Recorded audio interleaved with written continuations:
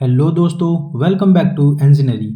तो आज हम लोग पढ़ने वाले हैं इंडस्ट्रियल इंजीनियरिंग के यूनिट 1 के बारे में, जिसका सब्जेक्ट कोड है BME 503 और ये हमारे मैकेनिकल इंजीनियरिंग के 5th सेमेस्टर में आता है और ये बहुत ही इम्पॉर्टेंट सब्जेक्ट है। तो चलिए स्टार्ट करते हैं। तो सबसे पहले हम लोग बात करेंगे कि प्रोडक्शन क्या होता है। तो देखिए, production is the process of converting raw material into finished goods by using man, machine, method, material and money to satisfy human needs. तो इसका मतलब ये है कि किसी भी प्लांट या फिर इंडस्ट्री में रॉ मटेरियल को यूज़ करके हम एक सिंपल प्रोडक्ट या फिर फिनिशिंग प्रोडक्ट बनाते हैं। ये होता है हमारा प्रोडक्शन। तो इसमें हम कौन कौन से प्रोसेस यूज़ करते हैं, तो वो है हमारा मैन। जैसे कि देखिए, बहुत सारे उसमें लेबर लगते हैं, मशीनें लगी होती हैं, बहुत सारे प्रोसेस होते हैं, मेथड यूज होते हैं, मटेरियल लगता है और पैसा लगता है। तो इन सब प्रोसेस से मिला के जो भी हम एक प्रोडक्ट बनाते हैं, ये होता है हमारा प्रोडक्शन। और ये क्या करता है कि हमारे जो ह्यूमन नीड्स हैं उसको सेटिस्फाई करने में मदद करता है। तो ये हो गया हमारा प्रोडक्शन। तो आइए अब इसके कुछ एग्जाम्पल देख लेते हैं। तो देखिए, जैसे कि मान लीजिए आपके घर में जो LPG सिलेंडर है, मान लीजिए गैस ख़त्म हो गया, फिर वो जाएगा प्लांट में, तो गाड़ी लेके उसको प्लांट जाएगा, फिर वहाँ पे वो खाली सिलेंडर अंदर जाएगा प्लांट के लाइसेंस एरिया में, फिर वहाँ जाता है तो वहाँ भी मैन पावर लगे होते हैं। तो ये हो गया हमारा मैन।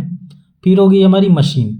तो जब ये सिलेंडर आगे जाते हैं तो उसमें जो कैरोजल सिस्टम एक होता है वो उसमें गैस भरता है। तो ये हो गई हमारी मशीन। फिर ये जो प्रोसेस होता है कि कैप उसका निकाला जाएगा, सेफ्टी कैप आप लोग देखे होंगे वाइट कलर का, फिर गैस भराता है, ठीक। तो ये मशीन का यूज हो गया। फिर आगे जाता है, फिर उसका वेट चेक होता है, बाकी और सब जो प्रोसेस होती हैं वो हो गई। फिर सेफ्टी कैप लगाया जाता है। ये हो गया हमारे मेथड्स। फिर बात करते हैं मटेरियल। तो इसमें हम लोग LPG लेते हैं, तो ये हमारे मटेरियल हो गए। और मनी, तो ये सारा जो सामान हम लोग खरीदते हैं इसमें पैसा लगता है। और ये जब फिनिशिंग प्रोडक्ट तैयार हो गया तो ये हो गया हमारा प्रोडक्शन। और फिर ये जाता है मार्केट में, उसके बाद से आप लोग खरीद के अपने घर पे लाते हैं।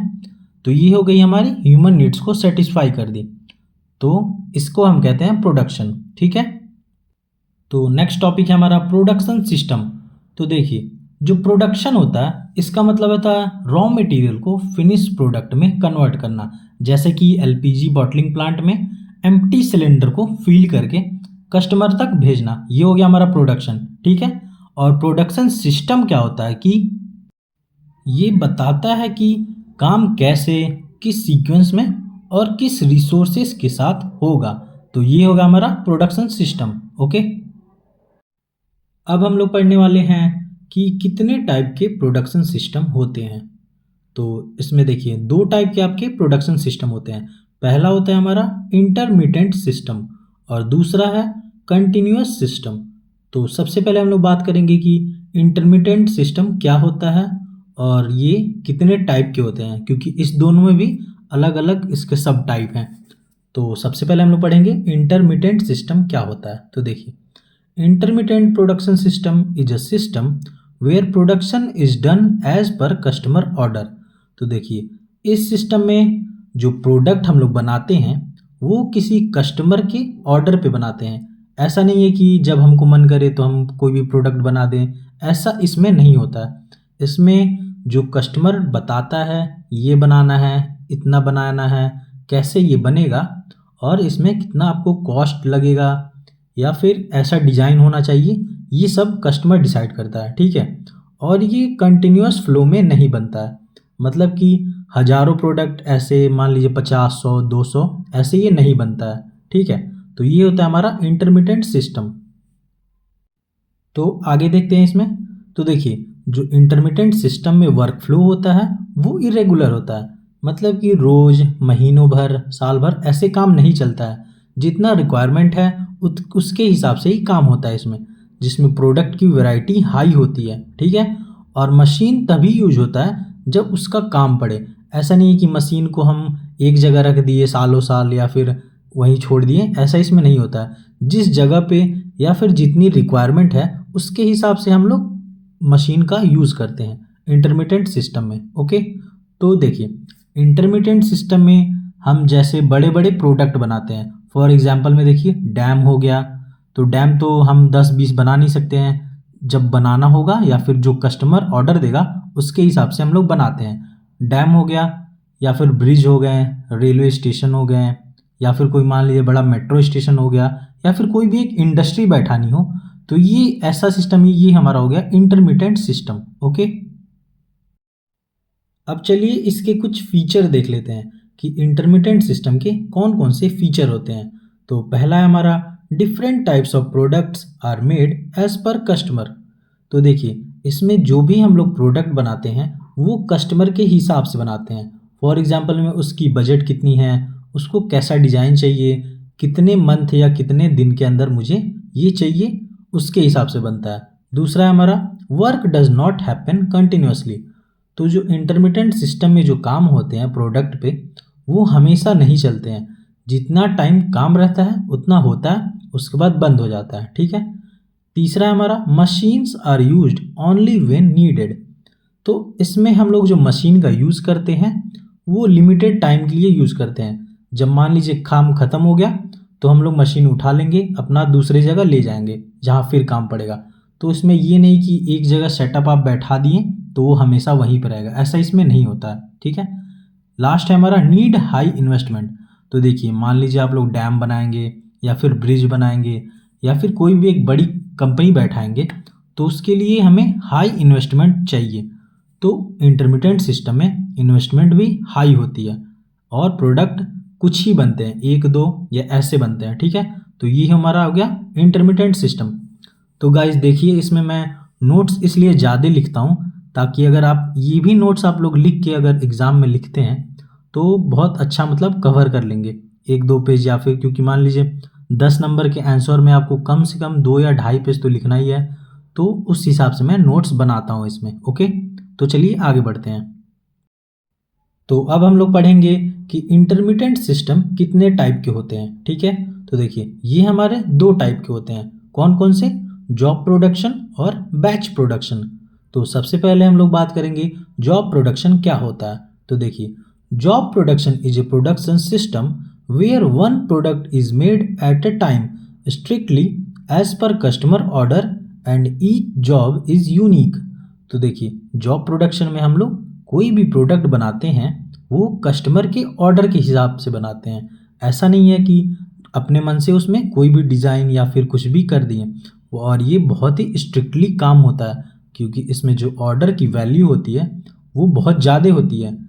और इसमें हम लोग क्या क्या बनाते हैं, फॉर एग्जांपल में मान लीजिए अगर आपने शिप डिज़ाइन किया एक, या फिर डैम बनाते हैं, ब्रिज बनाते हैं, या फिर कोई मान लीजिए हम लोग बुक अगर हमको कोई पब्लिश करना हो, ये होता है हमारा जॉब प्रोडक्शन में, ये सारे एग्जाम्पल आते हैं। तो ये सब कस्टमर के ऑर्डर के हिसाब से बनता है। ओके, और इसमें जो भी ऑर्डर होते हैं वो स्ट्रिक्टली रूल फॉलो किए जाते हैं कि हमें ये बजट चाहिए, ये डिज़ाइन है हमारा, और इस हिसाब से हमको काम करना रहता है। ओके, तो आइए देखते हैं कि बैच प्रोडक्शन क्या होता है। तो देखिए it is a production system where products are made in groups, जिसे हम बैच कह सकते हैं, instead of one by one और कंटिन्यूसली। तो देखिए जॉब प्रोडक्शन में हम लोग एक या दो प्रोडक्ट बनाते थे, और बैच प्रोडक्शन में हम इसमें ऐसे प्रोडक्ट बनाते हैं जो कि ग्रुप्स में या फिर बैचेस में हो। जैसे कि आप लोग देखे होंगे जो भी बिस्किट का पैकेट आता है वो एक पैकेट में कम से कम 10 पीस या फिर 20 पीस ऐसे होता है, तो ये हमारा बैच हो गया। तो ऐसे कर करके हम 10, 50, 100, 200 ऐसे 10-10 के पैकेट बनाते हैं। और आपको एग्जांपल बताता हूँ, जैसे कि आपका जो मेडिसिन का स्ट्रिप आता है जिसमें टैबलेट होते हैं 10, 20 या ऐसे, तो वो भी एक बैच में बनता है कि 10-10 का 100 बैच हो गया, 50-50 का 100 बैच हो गया। या फिर नट बोल्ट हो गए, या फिर जो आपके ये जो कैन में जो भी आते हैं सामान प्रोडक्ट, जैसे कि रसगुल्ला हो गया, मिठाई हो गया, कोई फ्रूटा हो गया। ठीक है। तो ये सब जो भी बनते हैं ये बैच में बनते हैं। 10-10 का बैच हो गया, जैसे एक पैकेट में 10 बिस्किट हो गए, एक पैकेट में मान लीजिए आपका 10 दवा हो गया। ऐसे ऐसे जो भी प्रोडक्ट बनते हैं वो बैच में होता है। और ये हमारे जो भी प्रोडक्शन सिस्टम है ये बैच प्रोडक्शन सिस्टम होता है। ठीक है। तो अब हम लोग बात करेंगे कंटिन्यूअस प्रोडक्शन सिस्टम क्या होता है? तो देखिए, it is a system where production runs continuously without interruption for a long period. Okay, तो इसका मतलब ये है कि जो हमारा कंटिन्यूअस प्रोडक्शन सिस्टम होता है वो एक ऐसा सिस्टम होता है जो कि बिना रुके, लगातार और लंबे समय तक चलते रहता है। ठीक है, इस सिस्टम में हमारा जो स्टैंडर्डाइज्ड प्रोडक्ट है वो बहुत ही लार्ज क्वांटिटी में बनाया जाता है। ओके, उसके आगे जो पॉइंट कह रहा है कि देखिए, जो हमारे मशीन लगे होते हैं कंटिन्यूअस प्रोडक्शन सिस्टम में, वो एक फिक्स्ड सीक्वेंस में अरेंज होते हैं जो कि हमारे 24/7 और महीनों सालों तक काम करते हैं। मतलब बीच बीच में मेंटेनेंस होता है, लेकिन ये 24/7 काम करते हैं। ओके, आगे पॉइंट कह रहा है कि जो इसमें हमारा जो प्रोडक्शन का फ्लो है वो कंटिन्यूअस होता है, यानी कि जो इसमें हमारा प्रोसेस है वो कभी रुकता नहीं है। ओके, आगे पॉइंट देखते हैं। तो इसमें देखिए, जो हमारे स्पेशल पर्पज के मशीन लगे हुए होते हैं इसमें, वो एक ही टाइप के काम बार बार करते हैं। ओके, और इसमें हमारे जो इनिशियल इन्वेस्टमेंट होता है वो ज़्यादा होता है, लेकिन जो एक यूनिट का कॉस्ट होता है वो कम हो जाता है। ये हमारा हो गया कंटिन्यूअस प्रोडक्शन सिस्टम। ठीक है, तो इसके बाद हम लोग देखेंगे कि जो कंटिन्यूअस प्रोडक्शन सिस्टम होता है ये कितने टाइप के होते हैं। ठीक है, तो देखिए, पहला होता है इसमें मास प्रोडक्शन और दूसरा होता है हमारा प्रोसेस प्रोडक्शन। ठीक है, तो सबसे पहले हम लोग पढ़ेंगे कि मास प्रोडक्शन क्या होता है। तो आइए देखते हैं। तो मास प्रोडक्शन एक ऐसा प्रोडक्शन सिस्टम होता है जहाँ पे सेम प्रोडक्ट बहुत बड़ी क्वांटिटी में बनाया जाता है। ठीक है, और ये कंटिन्यूअसली बनते रहता है।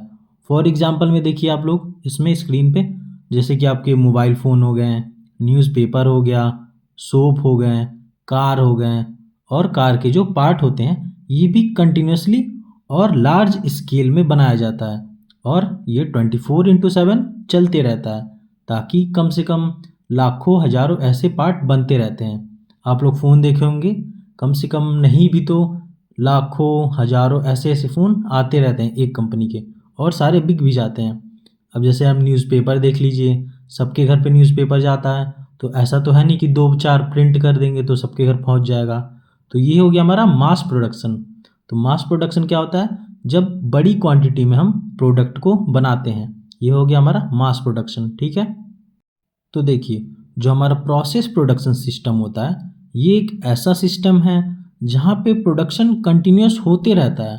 ठीक है, लेकिन इसमें हम केमिकल या फिर फिजिकल प्रोसेस का यूज़ करते हैं। ठीक है, जैसे कि ऐसे ऐसे हम लोग इसमें प्रोडक्ट बनाते हैं जिसमें केमिकल और फिजिकल प्रोसेस यूज़ होता है, जैसे कि हमारा सीमेंट इंडस्ट्री हो गया, ऑयल रिफाइनरी हो गया, केमिकल प्लांट हो गए, और मिल्क प्रोसेसिंग प्लांट हो गए। ठीक है, आगे देखते हैं इसमें।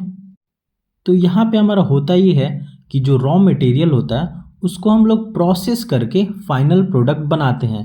ठीक है, और इस सिस्टम में प्रोडक्शन भी रुकता नहीं है। ठीक है, और ऑटोमेटिकली कंट्रोल होता है। तो ये हो गया हमारा प्रोसेस प्रोडक्शन। अब आगे देखते हैं। ठीक है, तो अब हम लोग पढ़ने वाले हैं इंटरमिटेंट प्रोडक्शन और कंटिन्यूअस प्रोडक्शन में क्या डिफरेंस होता है। ठीक है, तो देखिए, ये हमारे 10 नंबर में भी क्वेश्चन आ सकते हैं, या फिर 2 नंबर में पूछ सकता है कि इसके दो दो डिफरेंस लिखने के लिए। ओके, तो इसको आप लोग नोट कर लीजिएगा, ये इंपॉर्टेंट क्वेश्चन है। ओके, तो देखिए, इसमें मैं 7-7, 8-8 पॉइंट इसलिए लेता हूँ ताकि अगर इसमें से आपको जो ईजी लगे तो आप 5 पॉइंट भी याद कर लेंगे, तो उसके हिसाब से आप लोग लिख सकते हैं। अगर लॉन्ग में आएगा तो भी लिख सकते हैं, और अगर पॉइंट टू पॉइंट पूछेगा तो भी आप लोग इसको लिख सकते हैं। ठीक है, तो चलिए स्टार्ट करते हैं।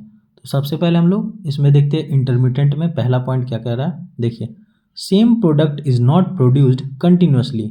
तो इसका मतलब ये है कि देखिए, जो इंटरमिटेंट प्रोडक्शन होता है इसमें जो भी हम लोग प्रोडक्ट बनाते हैं वो लगातार नहीं बनता है, उसमें एक या दो ही प्रोडक्ट बनता है, और वो भी कस्टमर के ऑर्डर के अकॉर्डिंग बनता है। ठीक है, और कंटिन्यूस में क्या कह रहा है? Same product is produced continuously. तो इसमें हजारों की तादाद में या फिर लाखों में प्रोडक्ट बनते रहते हैं हमेशा, जैसे कि आपका न्यूज़पेपर हो गया, सोप हो गया, मोबाइल फ़ोन होंगे। ठीक, तो ये हमारा कंटिन्यूस प्रोडक्शन में आता है, जैसे कि आप लोग नाम से ही देख पा रहे होंगे। ठीक है, आगे देखते हैं। इंटरमिटेंट में आइटम प्रोड्यूस्ड फॉर ऑर्डर, ठीक है, जैसा मैं बताया अभी। तो ये जो कंपनी होती है वो अपना ऑर्डर देती है, तो इसके हिसाब से इसमें प्रोडक्शन होता है, ना कि हम लोग अपने हिसाब से कर लेते हैं, ठीक है। इसमें कस्टमर जो भी ऑर्डर देता है उसके हिसाब से प्रोड्यूस्ड होता है आइटम, ओके। इसमें देखते हैं आइटम प्रोड्यूस्ड फॉर स्टॉक। तो कंटिन्यूस प्रोडक्शन में आइटम को हम लोग स्टॉक भी कर लेते हैं या फिर धीरे धीरे सप्लाई भी होता रहता है मार्केट में, ओके। इसमें हम लोग स्टॉक इसलिए रखते हैं क्योंकि ये बहुत ज़्यादा प्रोड्यूस्ड भी होता है और इसका ह्यूमन नीड्स में यूज़ भी बहुत ज़्यादा है, तो ये बहुत ज़्यादा बनते रहते हैं, ठीक है।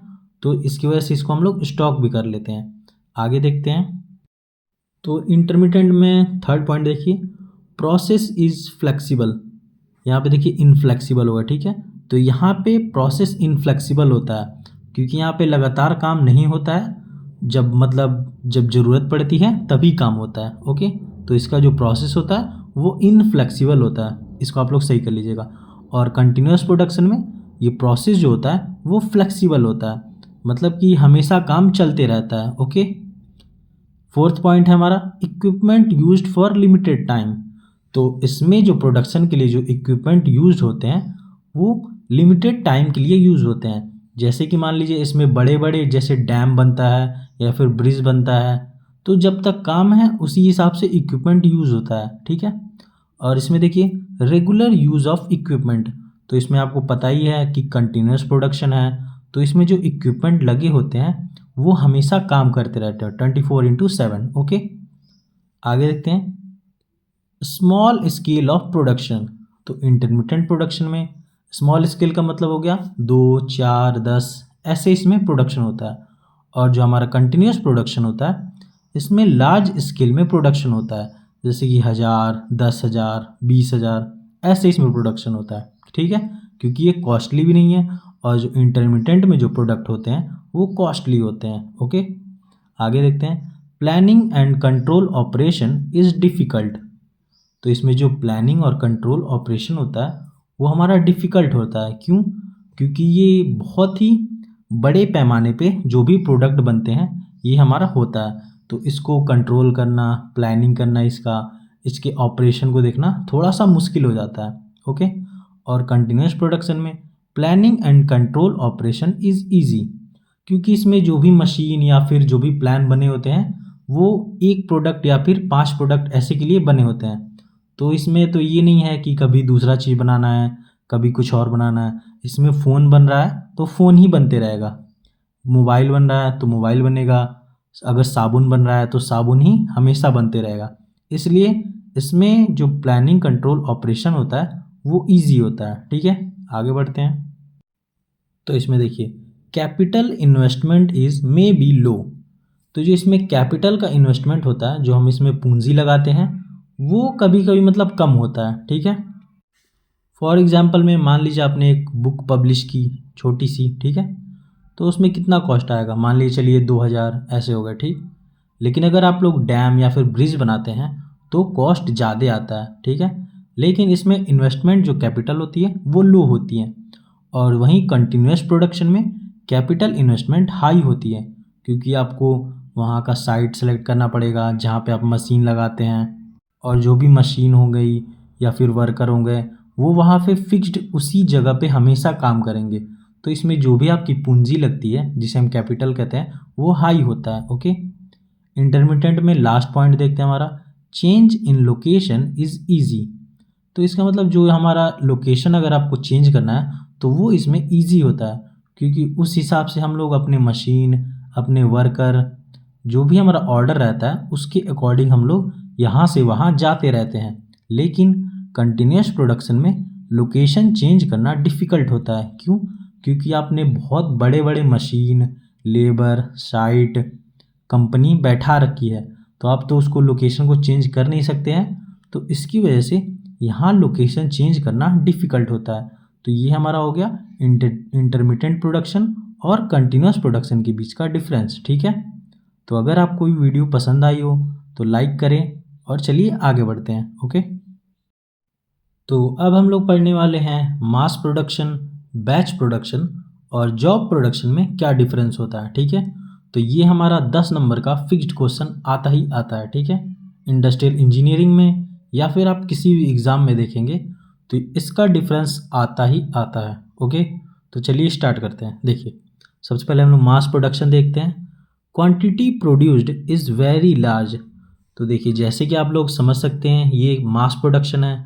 मास मतलब जिसमें हम एक समय में बहुत ज़्यादा प्रोडक्ट प्रोड्यूस करते हैं या फिर बनाते हैं, ठीक है। तो इसमें जो प्रोड्यूस्ड क्वांटिटी होती है वो बहुत ज़्यादा होती है। जैसे कि मान लीजिए साबुन हो गया या फिर बिस्किट हो गए या फिर फ़ोन कह सकते हैं। तो ये हज़ारों लाखों की क्वांटिटी में बनाए जाते हैं और इसमें जो मशीन्स या जो भी सिस्टम लगे होते हैं वो 24/7 काम करते रहते हैं। बैच प्रोडक्शन में देखते हैं, unlimited batch quantity is produced. तो जो बैच प्रोडक्शन में जो क्वांटिटी होती है वो लिमिटेड और बैच में होती है। जैसे कि आपकी मेडिसिन हो गई, तो देखते होंगे आप लोग एक स्ट्रिप में 10 टैबलेट होते हैं या फिर बिस्किट हो गए, ठीक है। तो इसमें 10 का पीस होता है या फिर किसी किसी पैकेट में 50 पीस। तो ये बैच में बनते हैं, 100 का बैच हो गया, 200 का बैच हो गया, ठीक है। तो ये हो गया हमारा बैच प्रोडक्शन। तीसरा है हमारा जॉब प्रोडक्शन, वन और फ्यू प्रोडक्ट आर प्रोड्यूस्ड। तो जॉब प्रोडक्शन में जो हमारे प्रोडक्ट बनते हैं वो 1 या 4 या 5 ऐसे बनते हैं, क्योंकि इसमें बड़े प्रोडक्ट बनते हैं। जैसे कि हमारा डैम हो गया, आपके ब्रिज हो गए, या फिर आप कह सकते हैं कोई एक बड़ी सी मशीन हो गई। तो ऐसा तो है नहीं कि आप 10-50 ऐसे बना देंगे, या फिर डैम है तो एक ही या दो बनता है कहीं कहीं पे, ठीक है। तो ये हो गया हमारा जॉब प्रोडक्शन। आगे देखते हैं इसमें। तो देखिए, मास प्रोडक्शन में अगला पॉइंट है प्रोडक्ट इज़ हाईली स्टैंडर्डाइज्ड, ठीक है। तो इसमें जो प्रोडक्ट होता है वो काफ़ी स्टैंडर्ड प्रोडक्ट होता है, ठीक है। दूसरा है हमारा बैच प्रोडक्शन। इसमें देखते हैं प्रोडक्ट इज़ स्टैंडर्ड, ठीक है। तो इसमें भी जो प्रोडक्ट होता है वो स्टैंडर्ड होता है, लेकिन मास वाले प्रोडक्शन से थोड़ा सा कम, ठीक है। जॉब प्रोडक्शन में देखते हैं product is specified by customer. तो इसमें जो भी स्टैंडर्ड होते हैं प्रोडक्ट के वो कस्टमर के अकॉर्डिंग होते हैं, ठीक है। क्योंकि कस्टमर अपना डिज़ाइन देता है, अपना कॉस्ट बताता है, उसे कैसा सामान चाहिए, कितने दिन में चाहिए, वो कैसा होना चाहिए। तो ये सब कस्टमर के ऑर्डर के ऊपर डिपेंड करता है, ठीक है। तो ये हमारा हो गया दूसरा पॉइंट। तीसरा देखते हैं mostly single and special purpose machine are used. तो मास प्रोडक्शन में हम सिंगल या फिर स्पेशल पर्पस मशीन यूज करते हैं, क्योंकि हमें एक टाइम में एक ही प्रोडक्ट हज़ारों बनाने होते हैं। ऐसा नहीं है कि हम एक बार साबुन बना दिए, एक बार फ़ोन बना दिए, ऐसा नहीं होता। तो इसलिए हम सिंगल पर्पज या फिर स्पेशल पर्पज मशीन यूज़ करते हैं। बैच में देख लेते हैं process and product layout use होता है इसमें, ठीक है। नहीं, देखिए, special and general purpose machine use करते हैं। तो इसमें हम लोग स्पेशल या फिर जनरल पर्पज मशीन यूज़ करते हैं, क्योंकि ये बैच प्रोडक्शन है, सारे प्रोडक्ट बैच में बनते हैं, ओके। जॉब में देखते हैं हमारा general purpose machine is used. तो इसमें जो भी मशीन यूज होते हैं तो वो जनरली उसी के लिए बने होते हैं। मान लीजिए आपको डैम बनाना है तो उसके हिसाब से जो जो उसमें मशीन लगी होती हैं वो मशीन वो लेके जाएगा वहाँ पे, ठीक है, लोकेशन पे। तो वहाँ उस मशीन का यूज होता है। तो ये हमारा हो गया जनरल पर्पज मशीन, ठीक है। आगे देखते हैं हम लोग मास प्रोडक्शन में। तो देखिए, यहाँ पे हम लोग प्रोडक्ट लेआउट का यूज़ करते हैं, ओके। मास प्रोडक्शन में हम लोग प्रोडक्ट लेआउट यूज़ करते हैं और बैच प्रोडक्शन में हम लोग प्रोसेस या फिर प्रोडक्ट लेआउट यूज़ करते हैं, और जॉब प्रोडक्शन में प्रोसेस या फिर फिक्स्ड लेआउट यूज़ करते हैं, ओके। आगे देखते हैं मास प्रोडक्शन में हमारा देखिए जो इसमें कंट्रोल फंक्शन होते हैं वो इजी होते हैं बैच प्रोडक्शन और जॉब प्रोडक्शन के मुकाबले, ठीक है। और जो हमारे बैच प्रोडक्शन में कंट्रोल फंक्शन होते हैं वो कभी कभी इजी होते हैं, वरना इसमें कभी कभी डिफ़िकल्टी आती है। और जो जॉब प्रोडक्शन में डिफ़िकल्टी होती है वो हाई होती है, ठीक है। आगे देखिए, मास प्रोडक्शन सिस्टम में कम पढ़े लिखे या फिर थोड़े पढ़े लिखे वर्कर भी चल सकते हैं, ठीक है। वैसे ही हमारा बैच प्रोडक्शन में भी होता है, सेमी स्किल्ड वर्कर सफिशिएंट होते हैं, लेकिन हमारे जॉब प्रोडक्शन में हाईली स्किल्ड वर्कर नीडेड होते हैं, क्योंकि इसमें जो भी प्रोडक्ट बनते हैं वो कस्टमर के अकॉर्डिंग बनते हैं। तो इसमें थोड़ी सी भी गड़बड़ी होती है तो कॉस्ट बहुत ज़्यादा यूज़ होता है, तो इसमें सही से काम करना पड़ता है। इसके लिए हमें हाई स्किल्ड वर्कर ज़रूरी होते हैं। आगे देखते हैं इसमें। तो देखिए, जो मास प्रोडक्शन में एक कॉस्ट होता है यूनिट का, जैसे कि मान लीजिए साबुन हो गया या फिर कोई भी प्रोडक्ट हो गया मास प्रोडक्शन में, उसका जो कॉस्ट होता है वो कम होता है, ठीक है। बैच प्रोडक्शन में यूनिट कॉस्ट हाई होता है। जैसे कि एक मान लीजिए टैबलेट है, स्ट्रिप हो गया, ठीक। तो एक स्ट्रिप में 10 टैबलेट होंगे, तो ऐसा तो है नहीं कि एक स्ट्रिप आपको 2 रुपये में 10 रुपये मिल जाएगा। तो उसके हिसाब से बैच प्रोडक्शन में यूनिट कॉस्ट हाई होती है, ठीक है। जॉब प्रोडक्शन में जो यूनिट कॉस्ट होती है वो बहुत हाई होती है, क्योंकि इसमें बड़े बड़े प्रोडक्ट बनते हैं, ठीक है। मास प्रोडक्शन में अगला पॉइंट है सुपरविजन इज़ ईजी। तो इसमें जो हम सुपरवाइजिंग करते हैं अपने प्रोडक्शन सिस्टम का, वो ईजी होता है। बैच प्रोडक्शन में थोड़ा डिफ़िकल्टी होता है, और जॉब प्रोडक्शन में सुपरविज़न बहुत ही डिफ़िकल्ट होता है, क्योंकि वहाँ पे साइट लोकेशन भी बड़ा होता है और काम भी बहुत डिफ़िकल्ट होता है। इसकी वजह से सुपरविज़न डिफ़िकल्ट होती है, ठीक है। तो ये हो गया हमारा मास प्रोडक्शन, बैच प्रोडक्शन और जॉब प्रोडक्शन के बीच का डिफरेंस। आगे बढ़ते हैं। तो अब हम लोग बात करेंगे प्रोडक्टिविटी क्या होता है, ठीक है। तो ये हमारा 2 नंबर का फिक्स्ड क्वेश्चन आता है, ठीक है। तो इसको आप लोग नोट कर लीजिएगा। तो आइए देखते हैं। Productivity is the measure of how efficiently inputs like labour, time and materials are used to produced output. तो इसका मतलब ये है कि प्रोडक्टिविटी हमें बताता है कि आप कैसे इनपुट को यूज़ करके, जैसे कि लेबर, टाइम, मटेरियल, मशीन को यूज़ करके आप आउटपुट जो बनाते हैं वो होता है हमारा प्रोडक्टिविटी, ठीक है। तो इनपुट में हमारा हो गया लेबर हो गए, मशीन हो गई, मटेरियल हो गया, पैसा हो गया, और आउटपुट हमारा कि उस सबको यूज़ करके आप क्या प्रोडक्ट बनाते हैं, ठीक है। तो ये हमारा होता है प्रोडक्टिविटी। और ये हम कैसे कैलकुलेट करते हैं, तो देखिए productivity is equal to output by input, ठीक है। तो ये आप लोग याद रखिएगा, इसमें आप लोग ये पॉइंट लिख देंगे तो आपके 1-2 नंबर तो पक्के हैं, ठीक है। अब देखते हैं ये वो कौन कौन से फैक्टर होते हैं जो कि प्रोडक्टिविटी को अफेक्ट करते हैं, ठीक है। तो पहला है हमारा इसमें technological development. It means better और improved machine, tools and working method, they help to do work faster with better quality and a lower cost, okay. तो ये तो सबको पता है कि किसी भी इंडस्ट्री में अगर हम अच्छे अच्छे मशीन या फिर टूल्स को यूज़ करेंगे तो जिससे कि काम भी इम्प्रूव होगा और लेबर भी अच्छे से काम करेंगे, जिससे कि आपकी टाइम भी बचेगी, थोड़ा बहुत पैसा भी बचेगा और काम सही से होगा, ओके। तो ये हमारा हो गया टेक्नोलॉजिकल डेवलपमेंट। दूसरा हमारा इंडिविजुअल फैक्टर। तो ये देखिए, it is a personal quality of a worker like skill, experience, attitude, and motivation. These factors affect how efficiently a worker performs their work. तो इसका मतलब ये है कि किसी भी वर्कर या फिर जो भी उसमें काम करते हैं किसी भी फैक्ट्री या कंपनी में, तो उसके जो अपने स्किल होते हैं या फिर एक्सपीरियंस होती हैं, एटीट्यूड हो गया, मोटिवेशन हो गया, ये सही होना चाहिए, क्योंकि ये भी आपके काम को अफेक्ट करते हैं कि आप कैसे कंपनी में किसी से बात करते हैं, कैसे आप किसी काम को करते हैं। तो ये सब भी ऐसे फैक्टर हैं जो कि प्रोडक्टिविटी को अफेक्ट करते हैं, ठीक है। आगे बढ़ते हैं इसमें। तो तीसरा फैक्टर है हमारा ऑर्गेनाइजेशनल फैक्टर। तो देखिए, the internal element of an organisation that affects how work is done, they include management, rules, communication, work environment and employ motivation. तो ये भी एक फैक्टर है। जैसे कि देखिए, कोई भी एम्प्लॉय होता है वो ऑर्गेनाइजेशन में आता है तो वो उस ऑर्गेनाइजेशन के रूल को फॉलो करता है, कम्युनिकेशन करता है कि वहाँ कैसे आप लोग बात करते हैं, वहाँ का मैनेजमेंट सही होना चाहिए, वहाँ पे जो वर्किंग इन्वायरमेंट है वो सही होना चाहिए, और एम्प्लॉय के वहाँ पे हमेशा मोटिवेशन मिलना चाहिए, ठीक है। तो ये भी कुछ कुछ जो ऑर्गेनाइजेशन होती हैं वो फॉलो करती हैं, कुछ कुछ नहीं भी करती हैं।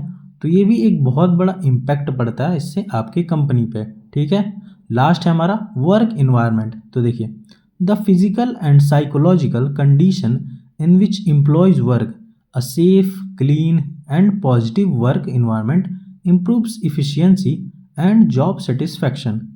इसका मतलब है कि जिस इन्वायरमेंट में कोई भी वर्कर काम करते हैं वो सही जगह होना चाहिए, जिससे कि वहाँ पे मान लीजिए सफाई होनी चाहिए, साफ़ सुथरा होना चाहिए, अच्छे वहाँ पे एम्प्लॉयज़ होनी चाहिए, उनके बीच में नेगोशिएशन सही होनी चाहिए, जिससे कि ये भी किसी भी एम्प्लॉय के ब्रेन को इम्प्रूव करता है, उसके काम करने के तरीक़ों को इम्प्रूव करता है, जिसकी वजह से इफ़िशिएंसी भी बढ़ती है और लोगों को अपने जॉब में सेटिस्फैक्शन भी मिलता है। तो ये हो गया हमारा वर्क इन्वायरमेंट, ठीक है।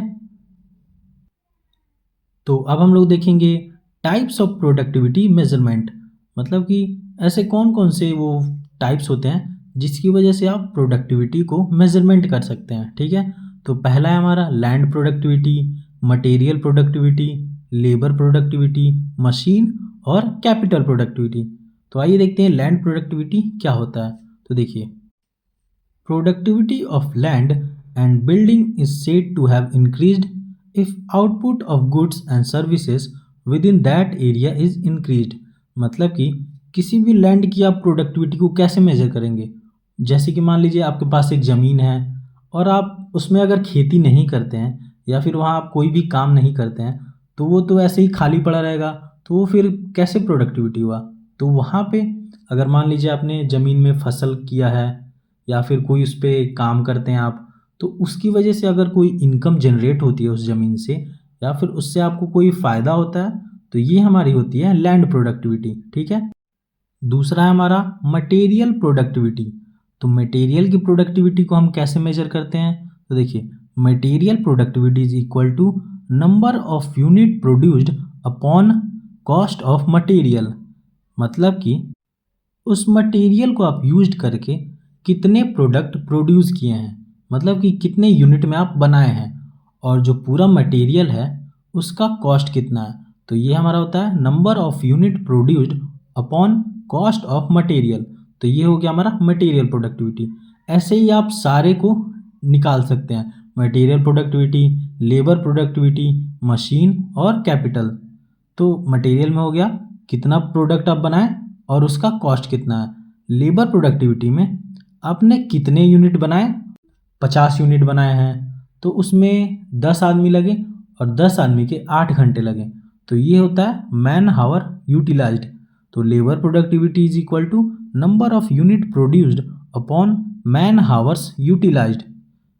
चौथा है हमारा मशीन प्रोडक्टिविटी। तो ये आप कैसे निकालेंगे, machine productivity is equal to actual output upon actual machine hour utilised. और लास्ट है हमारा कैपिटल प्रोडक्टिविटी। तो देखिए, कैपिटल प्रोडक्टिविटी को हम कैसे निकालेंगे। तो देखिए, capital productivity is equal to turnover upon actual machine hour utilised. मतलब कि आपने कितना उससे टर्नओवर किया और जो उसमें मशीन लगी हैं वो एक्चुअली में कितने घंटे काम किए हैं। तो इससे ये आप सारे फैक्टर निकाल सकते हैं, ठीक है।